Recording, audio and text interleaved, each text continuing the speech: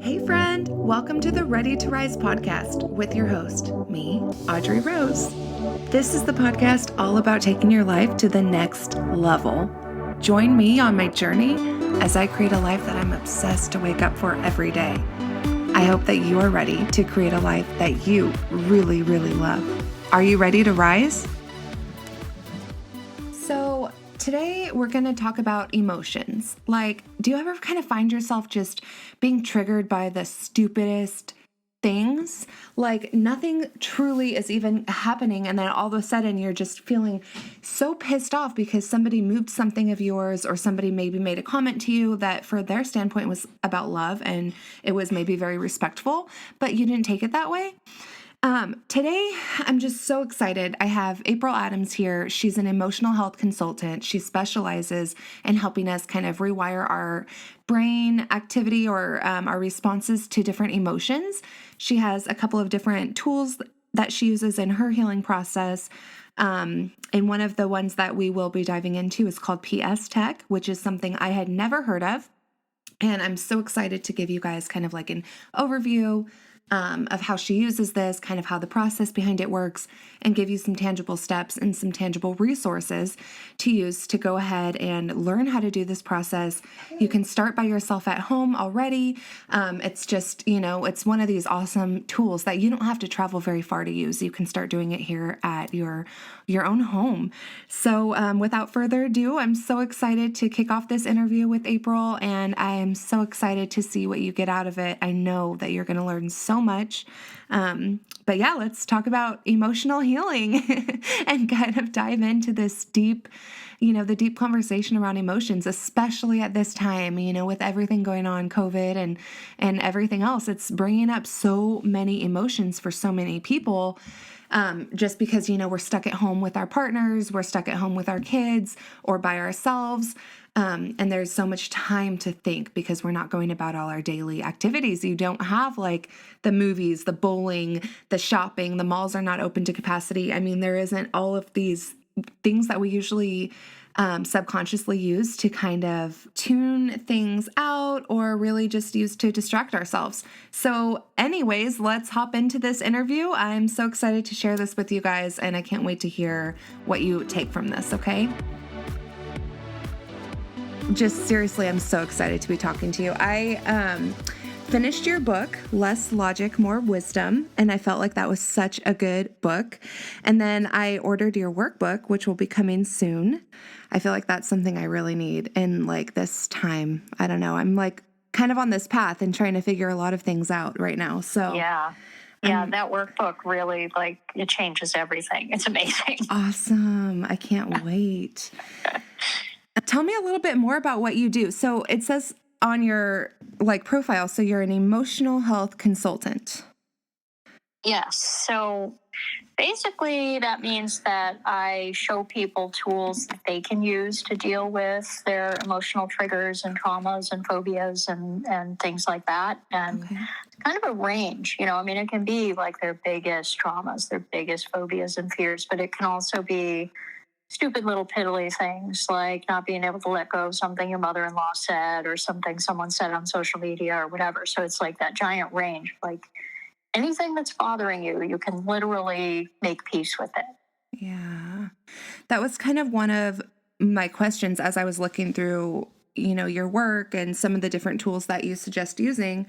Because something that comes up for me personally has been, do I need to get down to like that bottom line of that thing that happened when I was like 3 years old that's causing this, to come up for me now? Or is it just kind of like starting at the surface and working through some of the things that are coming up now? Well, typically the things that come up now are coming up now because of what happened when you were 3. Makes sense. Yeah. Most of the stuff that we are super reactive to right now comes from things that it reminds us of from our past. So our brain is just scanning for what could go wrong, what's bad, what looks like something that happened to us before that was bad so that we can avoid it. And so if something even looks remotely like something bad that's happened before that we've witnessed before, all of these alarm bells go off in us, and we may not even understand or know, why am I being so reactive to this thing? I know that it's stupid. And then, there we are still being reactive because our subconscious is going, hey, when we were 5, something like this happened and it was terrible and scary. And so let's do everything we can to avoid anything similar now. So, a lot of things that we're reactive to now are centered in the past. And if we can heal it back there, then the next time we see something similar, we won't be reactive. I see. Yeah. That reminds me. So we'll get to the PS Tech in a couple of minutes because that's like so interesting. I had never heard about this before. But in the videos where you're describing it, you do mention like something very similar. Like I love that example of, the girl that's kind of triggered by her boyfriend who's like fixing the way that she loaded the dishwasher. And it's like, something like that seems like so silly in the moment, and then you're causing an issue in your relationship or whatever. But it's hard to help that, and it's totally true. Like it goes back to something that happened in her past. Right. Yeah. Exactly. Yeah, I actually forgot about that example because I made that video so long ago. I forgot about that. Yeah, but it is. I mean, like all these little day-to-day things that set us off, and we're like, why am I so upset about that? And it's totally, like with the dishwasher thing, if your parents are constantly correcting you and making you feel like you can never do anything right, then you're going to feel that way if your spouse rearranges the dishwasher or, things along those lines. So it does. Yeah. It does affect it. So with the PS Tech, do you feel like that's one of the that seems to be one of your go-to tools with your clients? Yeah, that's usually where I start. Okay. That's kind of the foundation for everything else. So, normally, like if I see a client, I will kind of take their background so that I can make recommendations, like what they should be thinking about while they use the tools and everything. But,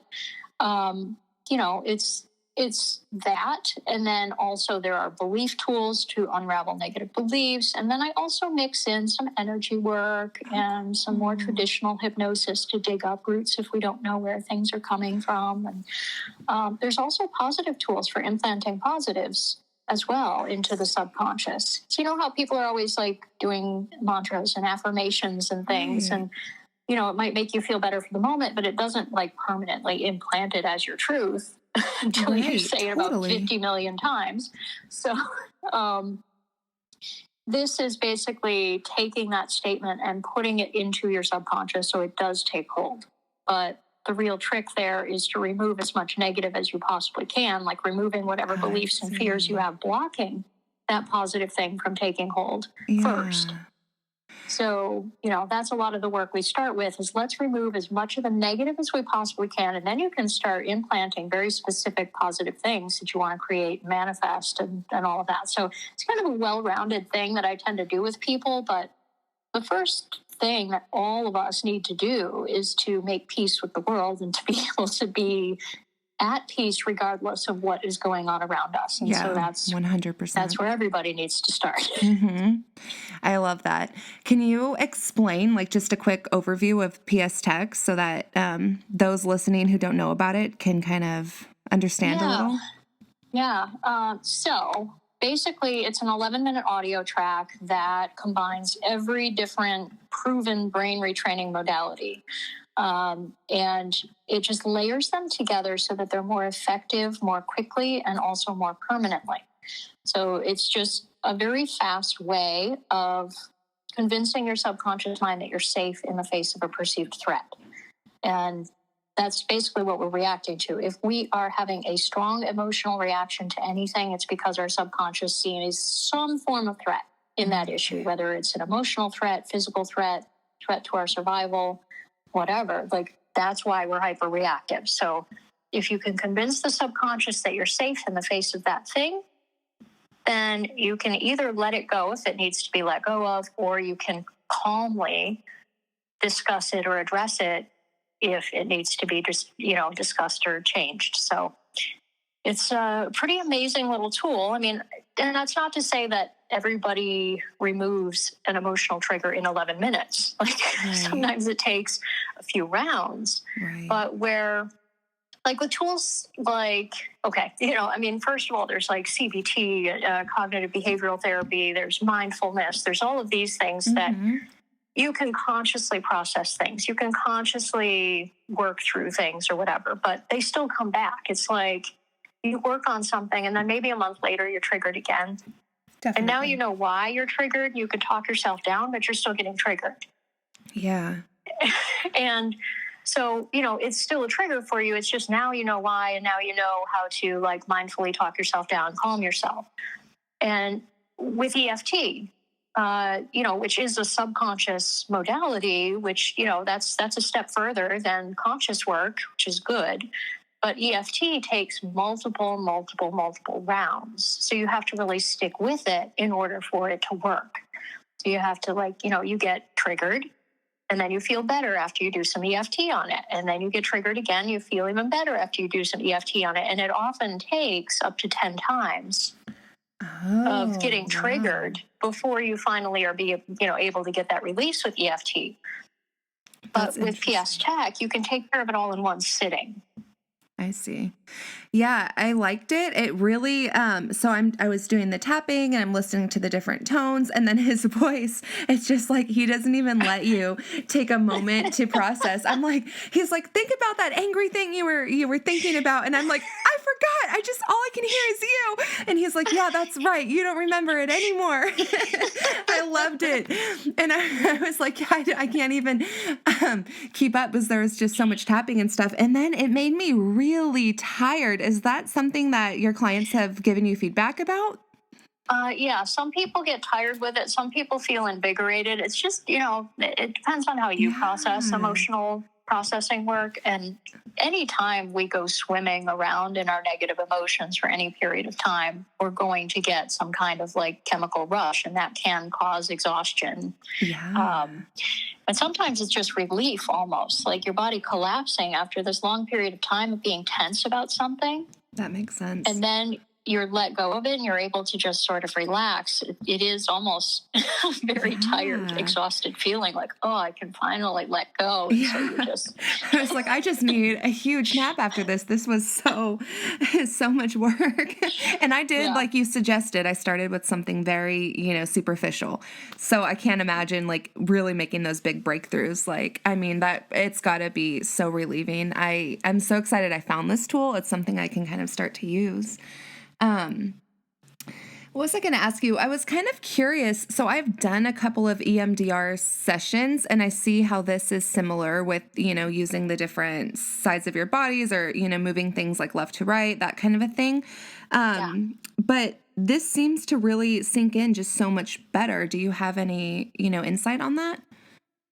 Yeah, I mean, like I was saying with the layering effect, it just combines EMDR with hypnosis, with EFT. It wasn't supposed to include EFT, but it just sort of automatically does.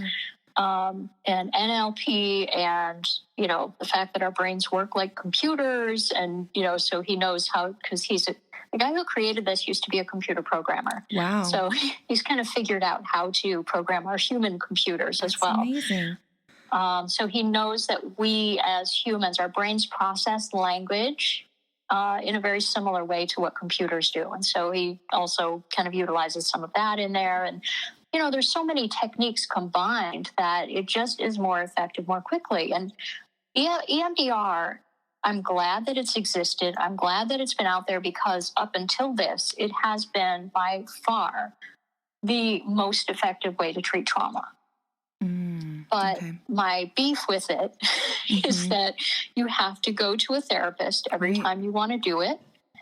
You have to address the same trauma over and over and over again for a lengthy period of time with a therapist sitting there with you. Right. And there's no direction to your brain about what to do with that memory or how to perceive it or where to store it from here on out or whatever. And so that's really where PS Tech fills in the blanks because you can do it on your own at home. It takes a shorter period of time because you're layering all of those modalities and you are getting instruction to your brain about how to perceive that from now on, where you're going to store it, what you're going to do with it. So it just kind of cuts out all the guesswork because with EMDR, your brain is left to its own devices. Definitely. as to what to do with that as it's reprocessing it. Mm-hmm. So this kind of gives your brain better instruction of what to do with it. Yeah, I really like, and I like how you say, so you can do this from anywhere. So your clients can contact you, like video, or do you do the phone, or how do you do this? Yeah, so typically when I do sessions with clients, it's mostly through Zoom. Awesome. That's my most common way, but I also do Skype, or I'll do Facebook video chats. However, people have the ability to video chat with me. Yeah. And then some of my more like clients who've been seeing me for a while, we can switch to phone after a while, but I find that doing the video really helps make a better connection. It builds a level of intimacy and getting to know each other and trust each other to do this deep emotional work together.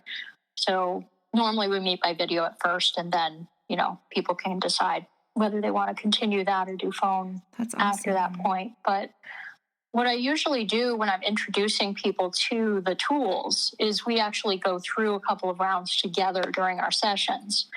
But then I just send people home with lists and suggestions of what they should be working on in order to get the results that, whatever goals they set that they want to take care of. So, I kind of spread out my sessions with people maybe to every 3 or 4 weeks so that they're able to kind of do the homework and get familiar with the tools on their own and be able to figure out what's working for them, what's not, so that we can always troubleshoot together what they need to work on. Because my whole goal with people is to get them comfortable with these tools and knowledgeable and mastering these tools so that they don't need me forever. Right. It's like we're together for a period of time, whatever, amount of time we decide on would be helpful for their issues. And then at the end of that, my hope is that they're able to just fly free and be able to use the tools anytime something arises for the rest of their lives. So I like that a lot. I really like the fact that, like I said, with those couple EMDR sessions I had, it was very much like once I left the office, it was kind of like, okay, now what? Now where's the support that I need, or what can I keep doing? But I like this, that you can do this at any time. There's like the homework involved. I think that really makes a difference for people when they're healing, is they really you kind of need to stay in it. You can't just have an appointment every couple of weeks. There has to be something in between.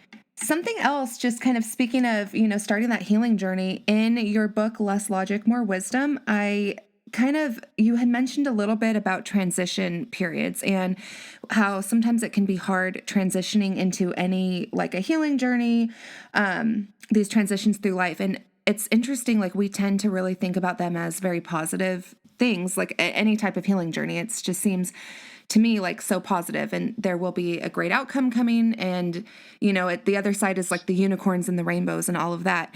But, I really like how you mentioned that it's still a transition phase, and we do still need to kind of be prepared and be able to like love ourselves through it and that type of thing. I was wondering if you have like a little more insight just on, how to prepare for any kind of transition, especially, because like I said, we think that it's going to be positive, but sometimes a lot of things come up when you're healing, and it's not always easy to handle.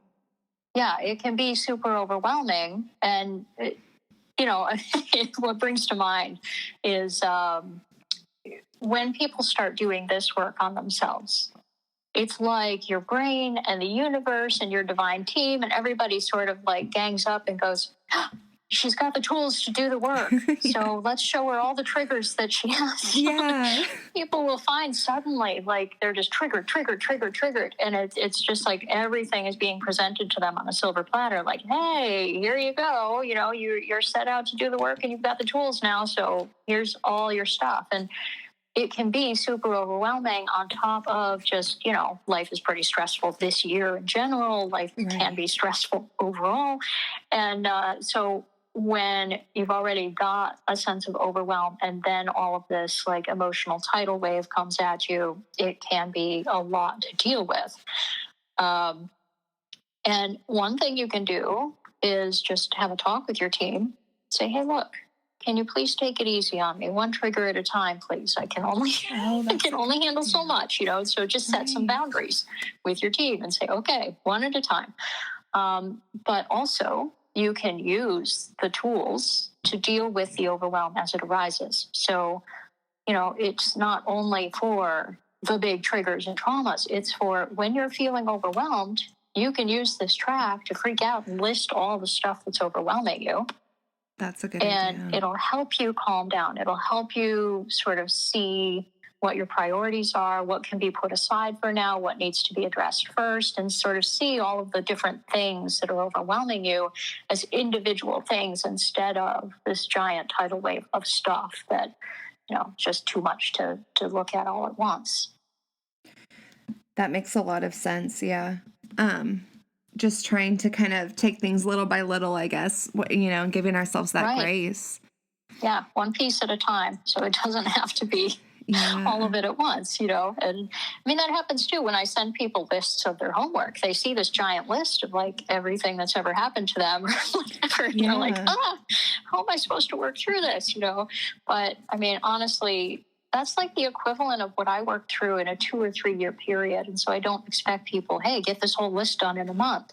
It's just, this is the kind of stuff you want to be working on if you want to get closer to trigger free, Work through all of those past traumas to avoid future triggers. And it can be pretty overwhelming. And so that's often where we start, is just dealing with like what's overwhelming you.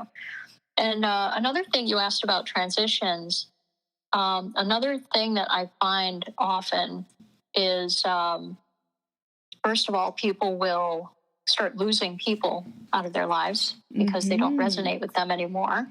So then they feel alone or lonely, or they're going, hey, I don't have anybody to talk to about this spiritual stuff or the self-development stuff. And it's like you often have to go through this period of being alone before you start attracting the kind of people that you do want to be interacting with. So it can be a lonely place to be as well. When you're doing this work. So that's another transition. Totally. For me, that's almost caused me to feel guilty as well. Like I have a couple of friends that I just haven't really spoken with that much. And I've, heard through the grapevine that they've said a couple of things, or, they've definitely noticed. And it makes me feel so guilty that I haven't really reached out as much as I normally used to. But I'm just on this positive path, and I can't afford to have certain things in my life right now, especially right now with all the negativity going on in general. Right. So yeah, that's been tough. I think it's really good to talk about that. Sometimes you outgrow people. Mm-hmm. And that's just such a normal part of healing, really. It definitely is, but it can be so hard because, there's a lot of programming that we're supposed to have friends forever, or that we're supposed to, stay bonded with our family no matter what. But if they're toxic and they're not doing anything to change themselves, then it becomes our job to decide what we're willing to expose ourselves to and what's a deal breaker, and to set boundaries or remove ourselves from situations that continue to choose to not be healthy. Right. So, we often have to do the work ourselves to work on whatever guilt we have about doing that because of all the programming we've had that you have to be friends or family with someone forever, no matter what. It's so interesting how we do that to ourselves. We will self-sabotage forever and ever just, so that we're fitting that outside societal expectation. It's so interesting. We have to be loyal to our families, but we have to be loyal to ourselves first, It's like... Right. Oh my gosh. So you give until you have nothing left, and then you're just, giving from a dry well. Yeah, that's a big thing that's come up. A lot of my listeners are nurses, and, I'm also a nurse, and that's just one of my biggest things in general that probably kicked off my healing journey was, we give and give and give. And then it's like, oh my gosh, why am I coming home and I'm so exhausted? And it's because we're not like replenishing that. So that's another question. So I like to always ask people, like, what is a tool you can give us for self-love and like kind of filling that bucket back up? What's like one of the things that you do for yourself? Well, one of the things that I've done, there's an exercise actually in that Less Logic, More Wisdom book where you kind of like picture that you're in your head, like on that hamster wheel of just busyness and expectations and having to give all the time and like just, go in your head all the time. And like sort of stepping off of that hamster wheel and into an elevator and taking that elevator down into your heart. And then stepping out into your heart and placing your hand there over your heart and saying, I live here. And, another thing I like to do is connect with my higher self and ask my higher self and my divine team to come in and to fill any emptiness that I'm feeling inside of myself. So just sort of surrendering and letting myself just receive and imagine that empty love cup that usually is right around your chest area, filling up to the point that it's overflowing, and then letting that sort of fill my entire body eventually. So that, those are sort of some visualizations that you can do that can physically sort of give you at least a temporary sense of fullness and wholeness. But the deeper work is definitely on the subconscious level.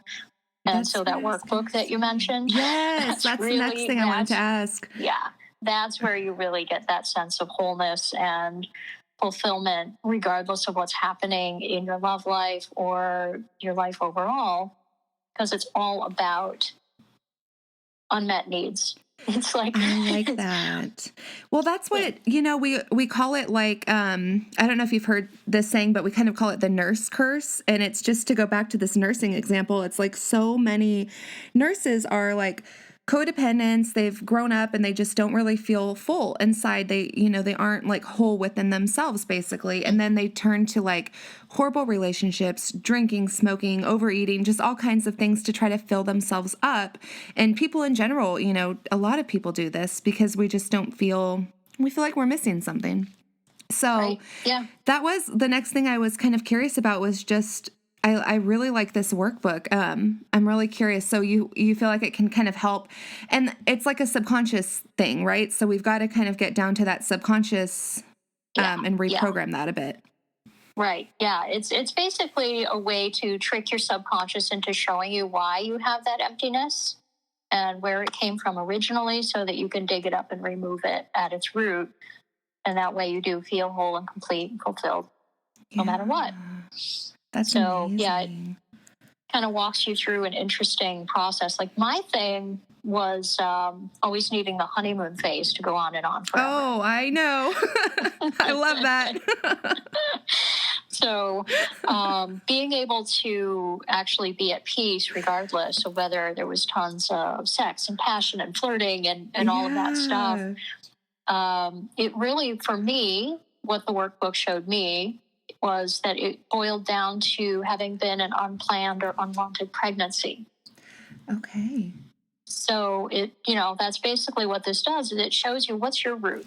Where did this come from for you? What's the thing that you kind of long for more than anything? And then it, helps you to figure out, okay, what's the pattern in my life of this thing, and where did this come from? What did it originate at? And, it was kind of like an imprinting for me, like when my parents found out that I existed.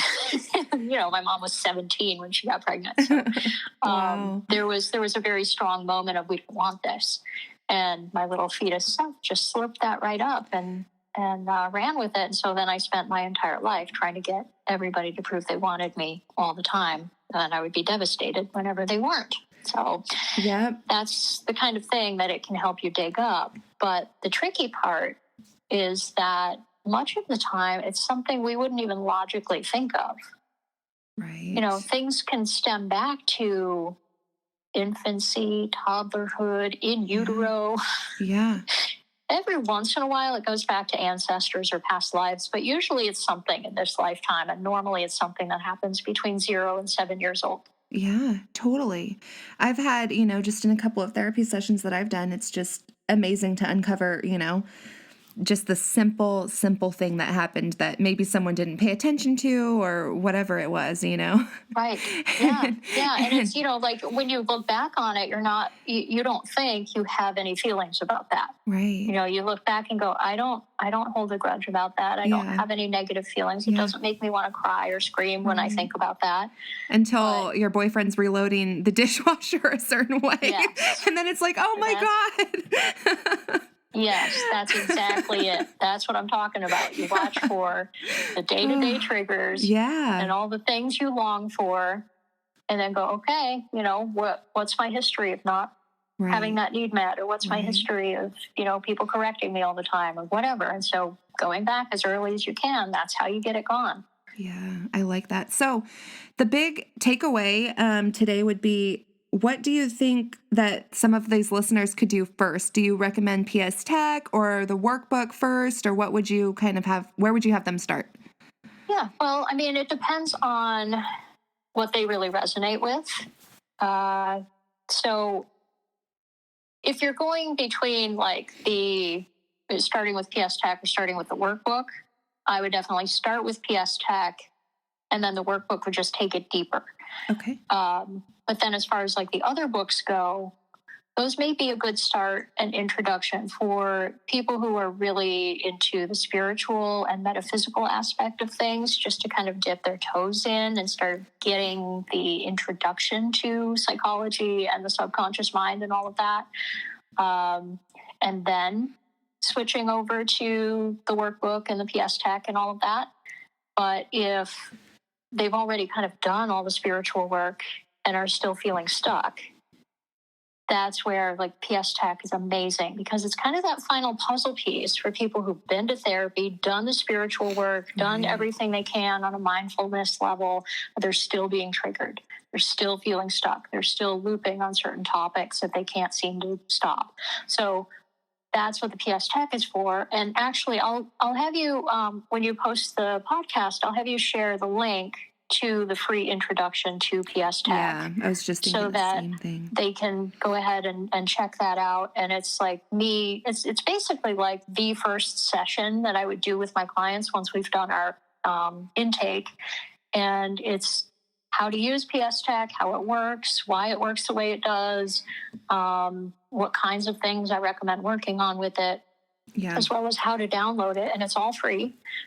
And then you can, sort of play with it yourself a little bit. And if you want more help, if you want to get more specific with it, if you want some guidance as you go through it, then you can apply to work with me. But just having these tools on your own, even without somebody to guide you through it, is priceless.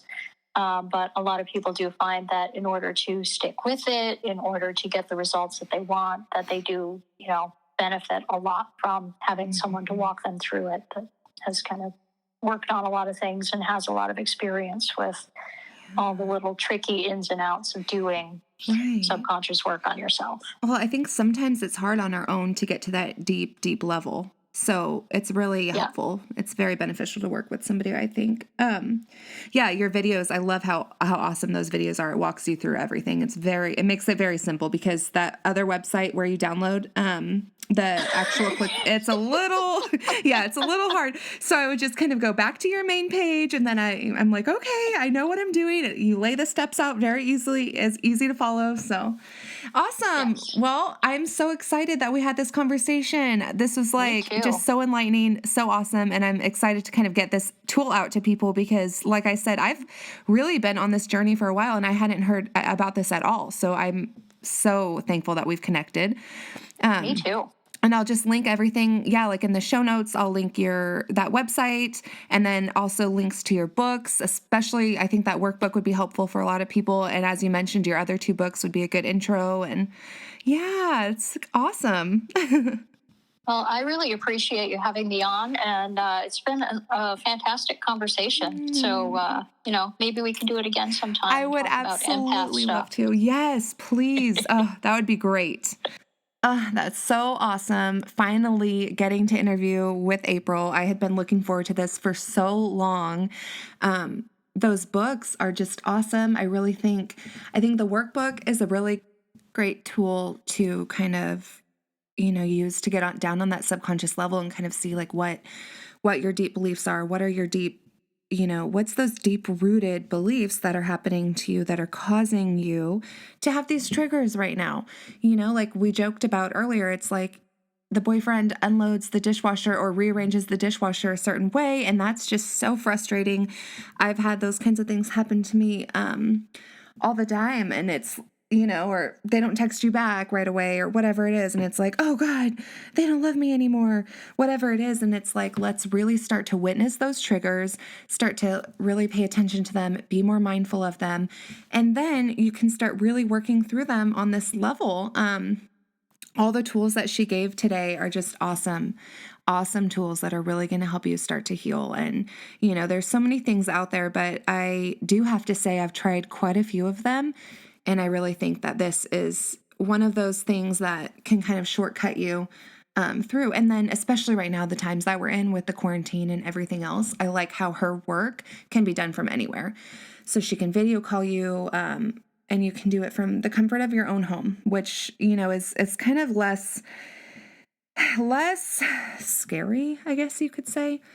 I know for me personally, it's like when I travel to an actual office and I sit down with a therapist, or when I sit down with somebody who's guiding me through this, it has been hard for me. I don't know. I feel like I need to fit the expectation that office offers. And I notice that when I do these healing tools from home, or whenever I do sessions from home with different healers, I'm able to open up so much more because I'm here in the comfort of my own home. I'm in my own space. I'm in my element, and I can actually just kind of like be myself. I can wear freaking pajamas, like whatever. I don't have to go drive anywhere. I'm chronically late, as most of my friends know. So, I hop on about 2 minutes later than normal as I'm finishing making a little cup of coffee, and they're waiting for me, and it's great. So I really think that this is something awesome. We tend to stick to things that fit into our schedules, right? You're going to actually stick to doing something like this if it fits into your life a lot better. So let's kind of do this. I would love to hear from any of you guys if you check this website out. I'll link it to the show notes, like I said, but if you check out April's website and then do this PS Tech run through and do it like she offers, and I would love to hear if that works for you. Yay, I'm so happy you were able to make it to another awesome episode. Don't forget, if this resonated with you, take a screenshot, tag me in it on Instagram at enlightened.wellness. Or if it's something that one of your friends needs to hear, don't hesitate to send it out. Let's get this message across. Have a blessed day.